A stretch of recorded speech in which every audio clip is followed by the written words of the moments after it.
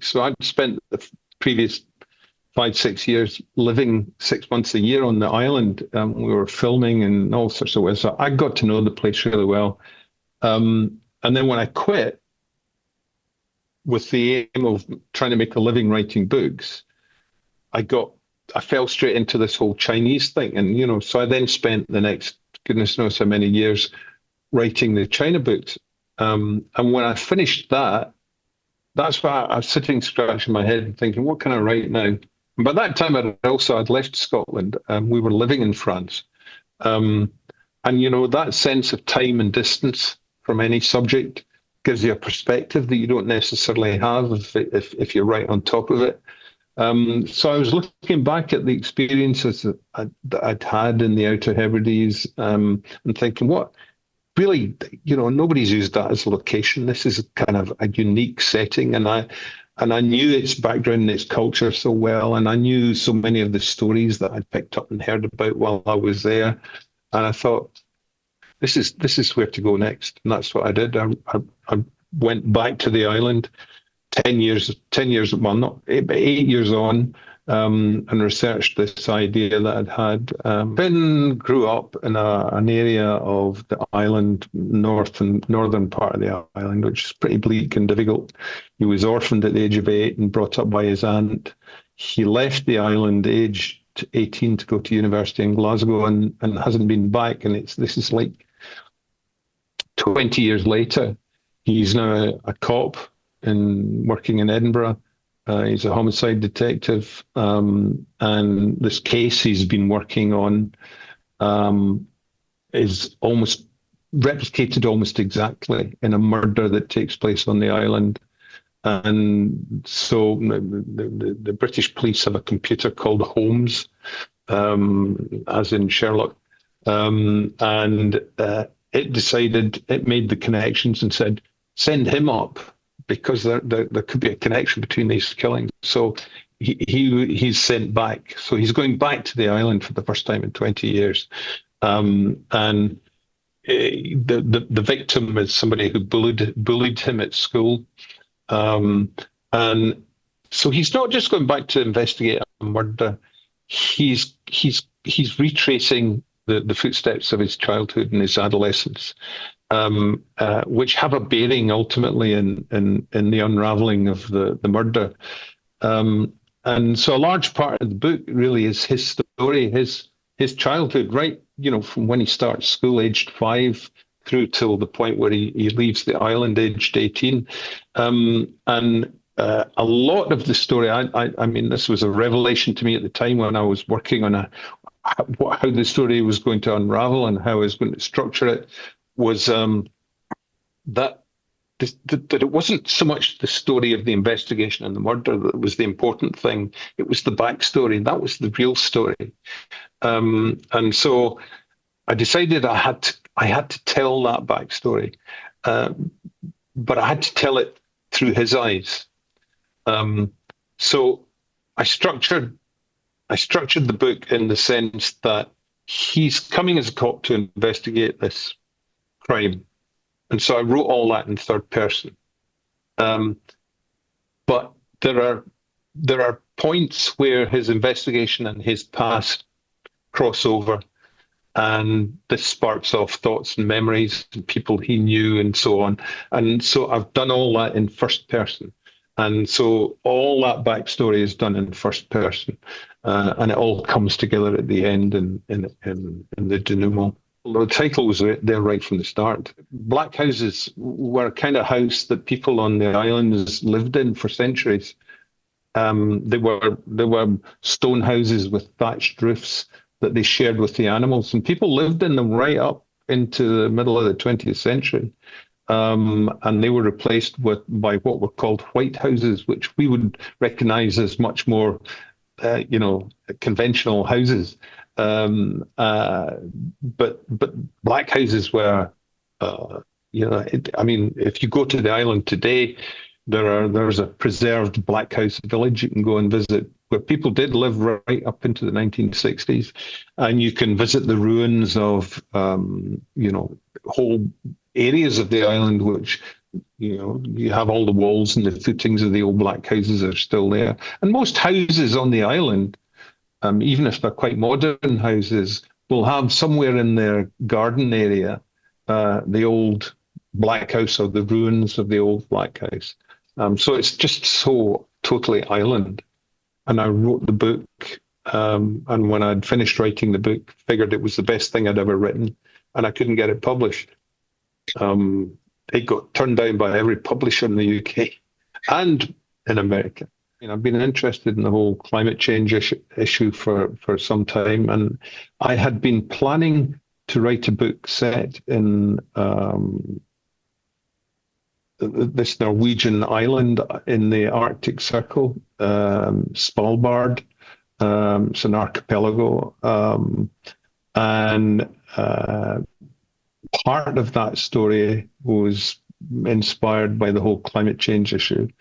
There was another element to it, but that was one of the main things about it. But I also thought this was an amazing setting, and so we had booked all our travel to go there. I'd set up all my interviews. I was going to be cruising up rivers and exploring these disused mine shafts and all the rest of it in blistering sub-zero temperatures.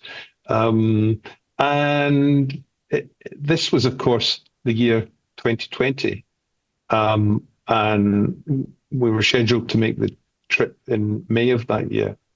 And of course, again, COVID comes along, the whole thing, it gets drummed, cancelled. It didn't get half the money back from all those things we'd booked and hotels, and which were not cheap, I can tell you.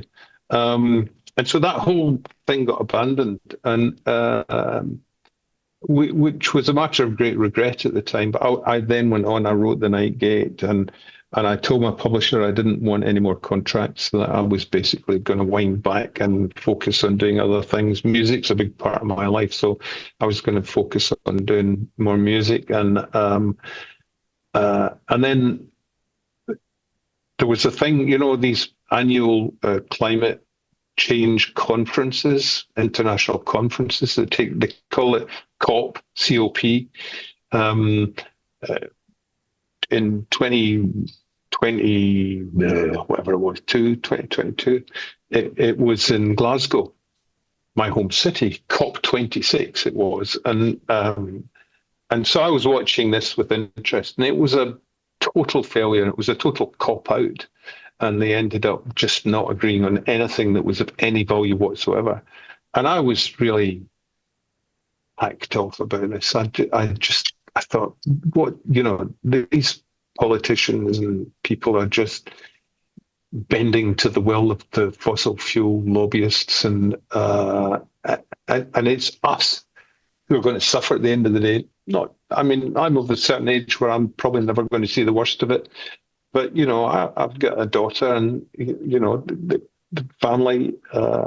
It's about the future, and I got so fed up with this. I thought I've got to write about this, and I spent about 4 months just doing research, just reading papers, books, watching videos, documentaries, and just got myself totally boned up on it. And then thought, okay, how do I tell the story?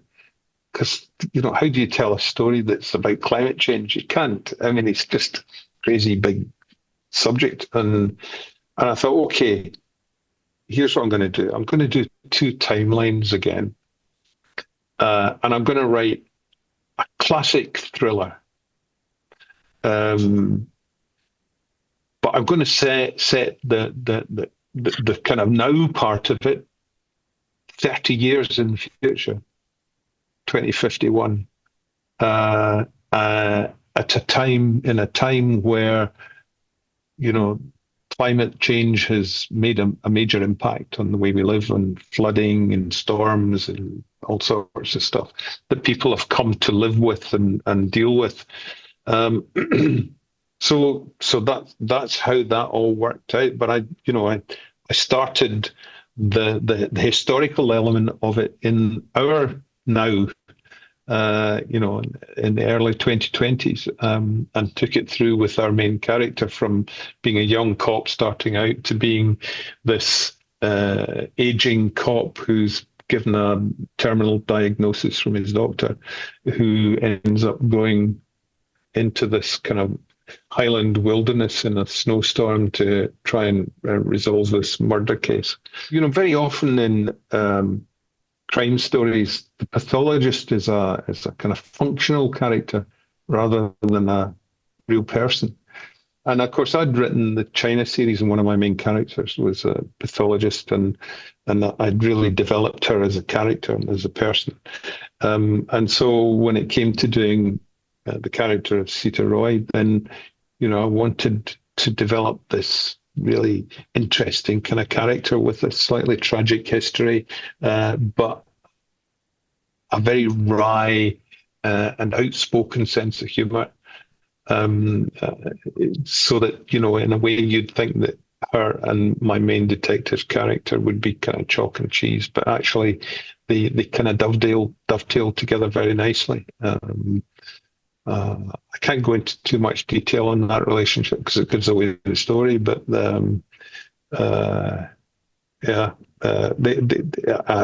enjoyed writing those scenes. With respect to the book you just handed in, is there anything you share about it? Well, in a sense, it's the other half of that Svalbard story that I never got to write, and it was something. My main character in the Lewis trilogy is Finn McLeod, and people have been at me all these years to write another book in the trilogy. Well, it wouldn't be a trilogy anymore. And I've always said, no. I've told Finn's story. There's nothing more to say here, nowhere to go. But when it came to the Svalbard thing, I decided that I could do this story that reintroduced Finn, not on the Isle of Lewis, but coming to Svalbard, because his son, who by this time is about 30, is working as a researcher or something there, and is accused of murder. And Finn obviously goes, his son's been accused, and would get involved in, finding out the truth about what had happened. And of course, that all got lost because the Svalbard story got lost. And I started thinking about it again, thinking, well, I could take that same story, but I'll take it back to the island setting. And Finn's been away in Glasgow all these years, and his son's teaching on the main secondary school on the island, and is accused of killing one of his pupils, and Finn comes back to the island, and so again, it's just picking up the threads of that lost story from Svalbard, and taking a look now at Finn, all these years later, 12 years later, and that was quite a lot of fun.